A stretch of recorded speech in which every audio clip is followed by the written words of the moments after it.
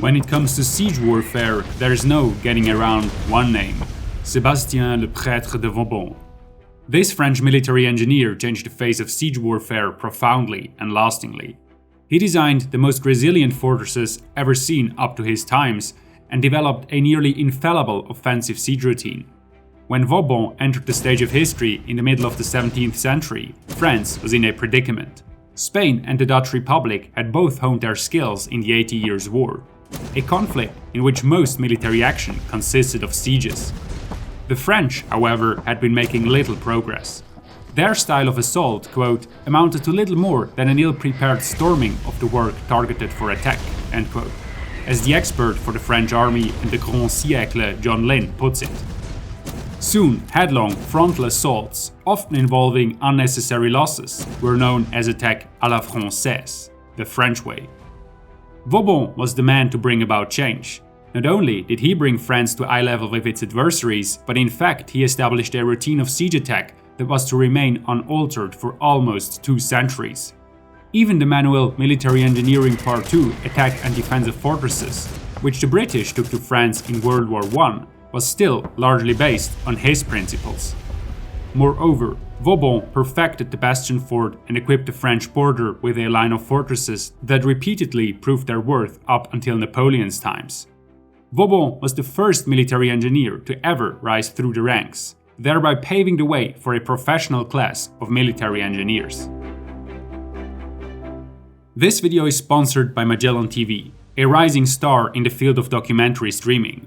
Magellan TV has the largest and best collection of history shows anywhere and is all about the drama of life. For example, they feature documentaries about the critical battles in World War I and II, on soldiers who fought in the Civil War, or cover the lives and deeds of great military leaders.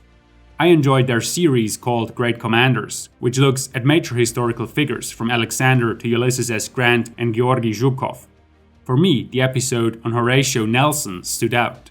I liked that various experts give their opinion on him throughout the episode, and also that much of the information was quite new to me because I've never studied Nelson much. And one thing is for sure, he deserves the label as one of the greatest naval commanders in history, because his sometimes unconventional tactics were both innovative and masterfully executed. Magellan TV hosts a plethora of other documentaries focused on military history, and adds over 20 hours of new content weekly. Runs no ads and is always in 4K. Claim your special offer for Magellan TV now by clicking on the link in the description below and start your free trial today. When Vauban began his work, siege warfare had already come a long way. By the 17th century, it was a specialized form of warfare with its very own experts, strategies and methods. Fortresses were no longer cracked open by heavy bombardment or overran by storm assaults, but by extensive digging. Well, except when France was attacking. But even for them, the standard weapon to attack a fortress soon became the shovel. The average early modern siege began when the attacker encircled the fortress to cut it off from reinforcements and supply. This was usually done by 2 complete rings of entrenchment, the contravallation facing inward to the besieged, and the circumvallation facing outward, to protect the attackers against a relief army. Such methods had been used sporadically throughout history. Caesar's Battle of Alesia might come to mind, but now they were standard. A complete circumvallation could be very extensive. When besieging 's-Hertogenbosch in 1629, the army of the Dutch Republic built a contravallation of 25 kilometers and a circumvallation of 45 kilometers. Walking around it was an 11-hour walk.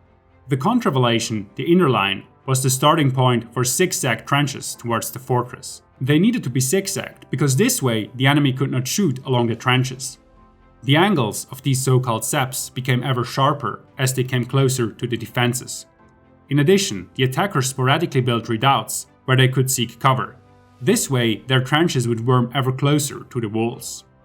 Now Vauban didn't invent an entirely new style of siege warfare, but he perfected the often messy and inconsistent methods. To do so, he made several changes. We obviously can look at each and every one in detail here, but we will talk about the most important offensive innovations: parallels, ricochet firing, and the cavalier de tranchée, which are elevated fighting platforms. Vauban first implicated his system of seps and parallels during the siege of Maastricht in 1673. when he took this major fortress in just 10 days and with much fewer losses than expected. When Vauban laid siege to a fortress, he also began building a contravallation, usually just outside the reach of the defenders, that is, between 2.8 and 3.5 kilometers away from the closest artillery position. From there, Vauban and his men dug approaches towards the fortress and then created the first parallel, equipped with batteries at about 600 meters. They then stepped forward to about 250 meters and installed a second parallel, where, along others, the ricochet batteries were placed, about which we will talk in a minute. The third and final parallel needed to be very close to the walls, at the base of the glacis, an artificial slope outside the ditch, usually at about 30 to 50 meters from the main wall. This last parallel featured the breaching batteries, heavy guns designed to blow a hole in the walls of the fortress by pounding against them over and over again. In most cases, all three parallels were reinforced with redoubts at both ends and used as defensive positions for the attackers and as valuable assembly points. Before the introduction of parallels, an attacker who wanted to attack more than one spot had to undergo the immense task of opening several trenches right from the contravallation, which made the point of attack predictable. Now, there were three additional lines stretching along the defenses. Where exactly an attacker would strike became clear only at the very last moment. This forced the defenders to spread their efforts. In some cases, for example at the Siege of Ath in 1697, parallels even replaced the contravallation.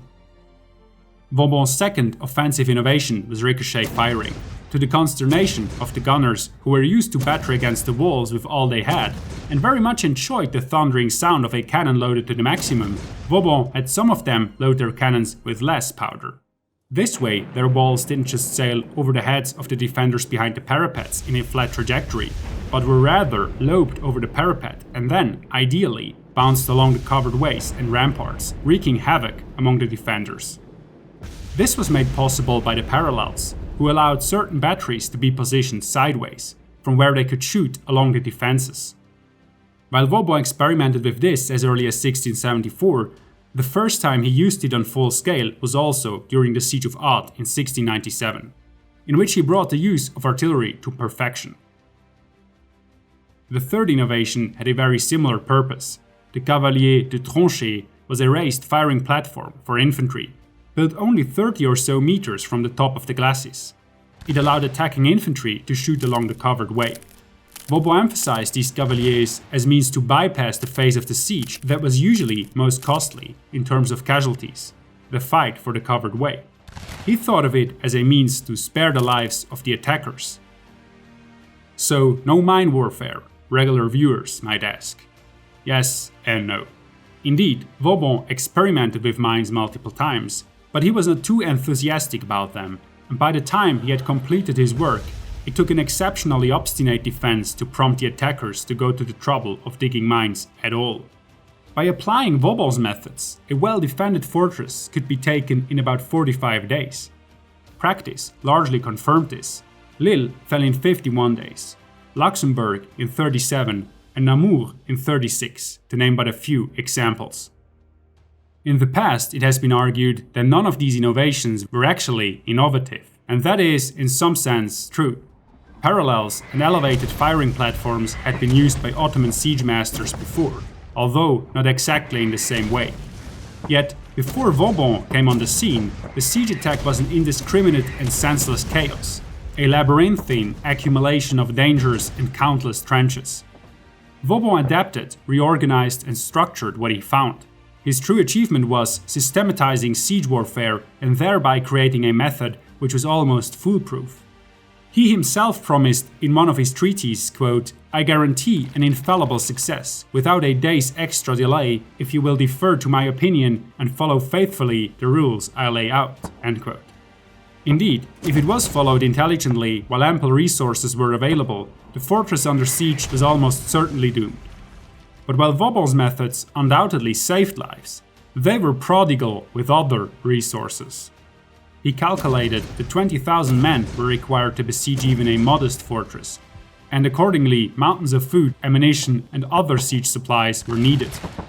In fact, sieges following Vauban's principles were so costly that the French rarely conducted more than one at a time. This led to some clashes with the king, the minister of war, and high-ranking field commanders. Especially when armies grew bigger in the late 17th century, such decision-makers were more willing to trade lives for time and resources. And to make that clear here, Vauban's role was primarily to counsel and implement. The decisions were made elsewhere, namely by the king himself and the minister of war. Vauban's offensive methods quickly became the standard procedure for attacking a fortress. But he was also known for boasting of having, quote, worked out an infallible method of defending a fortress as well. However, he never found himself under siege and actually died without ever writing down or stating any of his alleged strategies. Nevertheless, he did perfect the bastion fort and has therefore contributed more to defensive siege warfare than anybody else. To this day, fortresses all along the French border bear witness of his famous capability as a fortress builder. Vauban would certainly not be too happy with all the historians, including us, who discuss his achievements as three systems. Although he emphasized structure and method in offensive siege warfare, he deeply despised rigid systems when it came to design of fortifications. He insisted, quote, "The art of fortification does not consist of rules and systems, but uniquely in good sense and experience," end quote.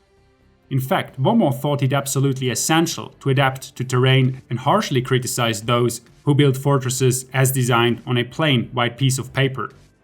But for the sake of simplicity, I'm sure the great engineer would make an exception, as long as we make clear that the three systems are nothing more than useful categories summarizing retrospectively what he was actually doing.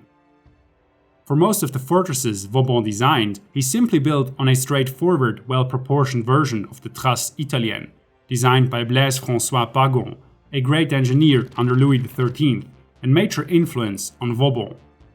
This was Vauban's so-called first system, the core elements of a Trace Italienne fortress, a bastion fort, that is, where, in his eyes, the bastions, which formed a set of mutually supporting strongpoints, were merely connected by the curtain wall.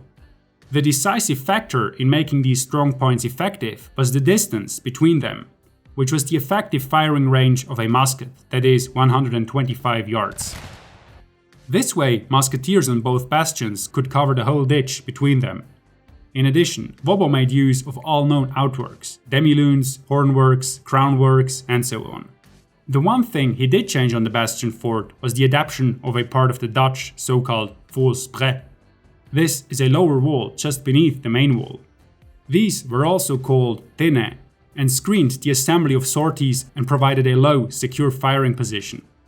Vauban masterfully applied known methods according to the requirements of time and terrain. One thing that particularly puzzled Vauban were hills. A fortress dominated by neighboring heights was at a significant disadvantage, as became evident, for example, in the siege of Ostende, where the Spanish could easily shoot over the parapets of the defense from a platform in the dunes. Vauban found a solution for this problem. He placed the main artillery in a small sturdy tower and detached the bastion from the main wall. This innovation was known as his second system, the tour bastonnée, or bastion tower.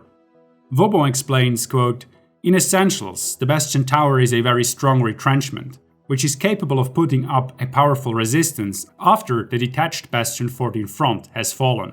In any ordinary fortress, when the bastions are breached, the whole enceinte is breached. This cannot occur in a new system where only the individual work actually under attack is at risk." End quote. Hitherto, the bastion had been the most obvious point of attack, because an attack on the curtain wall meant advancing under the crossfire of two bastions at the point usually shielded best by outworks. The bastion tower changed this and made it significantly more difficult to attack the bastion. Vauban, sometimes choosing odd analogies, described this creation as, quote, "pulling out the nose in order to throw it in the face of its enemy," end quote. Bastion towers were first introduced in Besançon, Belfort, and Landau in 1687. They were very effective and could be applied on almost any site, given that considerable funds were available.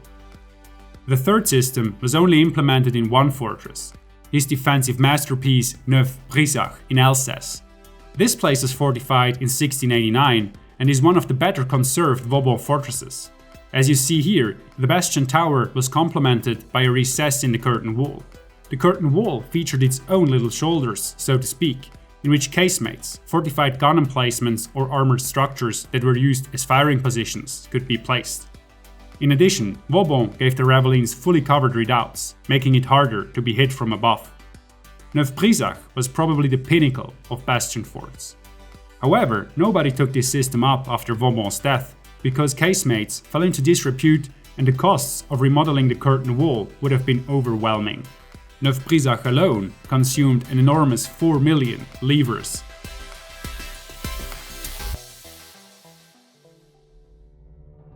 Although Vauban despised war, he thought it a necessary evil. He saw, as John Lynn puts it, quote, predatory foes across the frontiers, surrounding a beleaguered France, end quote. As he perceived the European environment as very hostile, he thought a fortified frontier to cover all fronts would be necessary, the so-called pré carré. In 1673, he wrote to Louis XIV, quote, I do not like this pell-mell confusion of fortresses of ours and the enemy's. You're obliged to maintain 3 for 1. Your men are plagued by it, your expenses are increased, and your forces are much diminished. That is why, be it by treaties, be it by a good war, you should round off the borders. End quote. Whenever possible, he advocated this strategy and proposed to Louis which fortresses should be seized and which abandoned. The king was fond of Vauban's views, and soon the pré carré became a direction of strategy. Vauban was most concerned with the northern frontier, where 8 fortresses received entirely new walls or citadels, and 23 were significantly renovated. There, Vauban built a double line of fortresses, resembling an army arrayed for battle. These fortresses withstood the test of time. The frontier was not broken through for decades. Although the northern frontier was the centerpiece of Vauban's ambitions, he fortified all of France over time. 2 lines stretched from southeast between Lorraine and Luxembourg and along the Rhenish frontier, while the major roads from Italy through the Alps were protected by a set of fortresses near Briançon. The defensive line continued all the way to the Mediterranean, and an additional line stretched along the Pyrenean front. Rounding off the borders included both adding and removing fortresses. In addition to conquering and building new fortresses, old and unneeded ones had to be destroyed. This was necessary because an unused, badly maintained or undermanned fortress simply invited the enemy to seize it and would offer them a defensive position at the French border. Apart from strategical purposes, this cut expenses and relinquished significant numbers of men for service in the field armies. By deliberately constructing and destroying fortresses, Vauban created a frontier that shielded France way beyond the reign of Louis XIV. In the 1790s, it protected the young republic from monarchical Europe. In the early 1800s, Napoleon was well aware of how much he owed to Vauban's fortress walls. And even in the Franco-Prussian War in 1870, Vauban's fortification could still give a good account of themselves. After Vauban had conducted his last siege at Brisach in 1703, the old engineer was put out to pasture. In a long and hard-working life, he had equipped France for generations with reliable defenses, and brought it from the headlong attack à la française to cutting-edge siege methods. His work was admired and copied all over Europe, and the military engineers that followed in his footsteps were frustrated by the quest of finding a reliable method of defense against the Vauban-style attack. Vauban had established a nearly infallible routine, applicable by any man with a decent understanding of siegecraft, and the will to become versed in it. When he died on the 30th of March 1707, he had sustained 8 wounds, directed 48 sieges, and drawn up projects for about 160 fortresses. This great engineer had established his immortality in a more concrete form than probably any other human being since the time of building of the pyramids. If you want to establish your immortality in our videos, consider becoming a Patreon. Our videos take a lot of time and effort to create, and every single dollar helps us maintain our focus on the much neglected wonders of the early modern period.